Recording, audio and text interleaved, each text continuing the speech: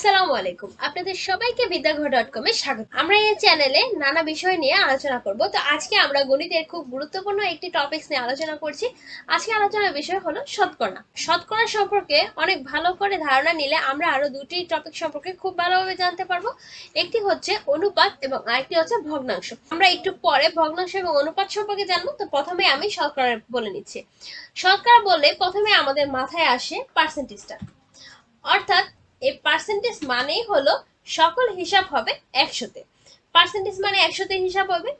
আর আমরা এই পার্সেন্টটা কিভাবে লিখে থাকি, এই যে এখানে একটা চিহ্ন দেখতে পাচ্ছেন, এভাবে কিন্তু পার্সেন্টটাকে বোঝানো হয়। তো আমি যদি এবার বলি যে 20%, 20% অর্থাৎ বুঝে নিতে হবে যে আমি এখানে 20% সমান সমান লিখতে পারি। অর্থাৎ আমরা যতই হিসাব করি না কেন এটার বেসটা কিন্তু হবে 100 যখন পার্সেন্টেজে হিসাব করতে হবে। তো আমরা চাইলে 100তে বেশিও হিসাব করতে হবে, তবে সেটা আমরা নেক্সটে যে কোনো একটা ক্লাসে আলোচনা করব। আজকে আমরা শতকরাতে সাধারণ হিসাবে একটু আলোচনা করছি। তো আমরা এই পার্সেন্ট হিসাবে লিখতে পারি এভাবে। 20%কে চাইলে আমরা অন্যভাবেও লিখতে পারি, যেটা হচ্ছে কিনা ভগ্নাংশ আকারে। ভগ্নাংশ আকারে উপরে নিচে করে আমরা লিখতে পারি। ভগ্নাংশ আকারে আমাদের উপরে অর্থাৎ লবে লিখতে হবে 20 এবং নিচে লিখতে হবে 100।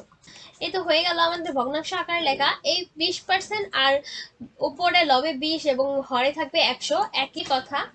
আবার এটাকে অন্য আরেকভাবে লেখা যায়, সেটা হচ্ছে অনুপাত। অনুপাত সিস্টেমে লিখলে এই বিষয়টা দাঁড়াচ্ছে এমন, অর্থাৎ 20:100।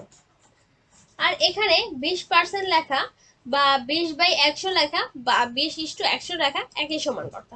অর্থাৎ আমরা এখান থেকে জানতে পারলাম শতকরা সম্পর্কে, ভগ্নাংশ সম্পর্কে এবং অনুপাত সম্পর্কে। আমরা চাইলে অনুপাত থেকে খুব সহজেই শতকরা যেতে পারবো, আবার চাইলে অনুপাত থেকে ভগ্নাংশ যেতে পারবো। একই রকম ভাবে শতকরা থেকে ভগ্নাংশ এবং অনুপাতেও যাওয়া যাবে, আবার ভগ্নাংশ থেকে এই শতকরা বা অনুপাত যে কোনোটাতেই যাওয়া যাবে। তো আপনারা নিশ্চয় বুঝতে পারলেন এই শতকরা বিষয়টা কতটা সহজ। বিস্তারিত আমরা নেক্সট যে কোনো ক্লাসে আলোচনা করব এবং ভগ্নাংশ অনুপাত সম্পর্কে খুব ভালোভাবে ধারণা নিব। আজকে আমি আমার ক্লাসটি এ পর্যন্ত শেষ করছি। আপনার যদি ভালো লাগে অবশ্যই আমার চ্যানেলটিকে লাইক, কমেন্ট এবং সাবস্ক্রাইব করে আমাকে সাপোর্ট করুন, এবং আপনাদের যে কোনো কোশ্চেন থাকলে আমাকে কমেন্ট বক্সে জানাবেন। আমি অবশ্যই আপনাদের কোশ্চেনগুলো অ্যান্সার দেওয়ার চেষ্টা করব। আজকে এ পর্যন্তই। আশা করি আমাদের নেক্সট এপিসোডে আপনাদের সাথে পাবো। আসসালামু আলাইকুম।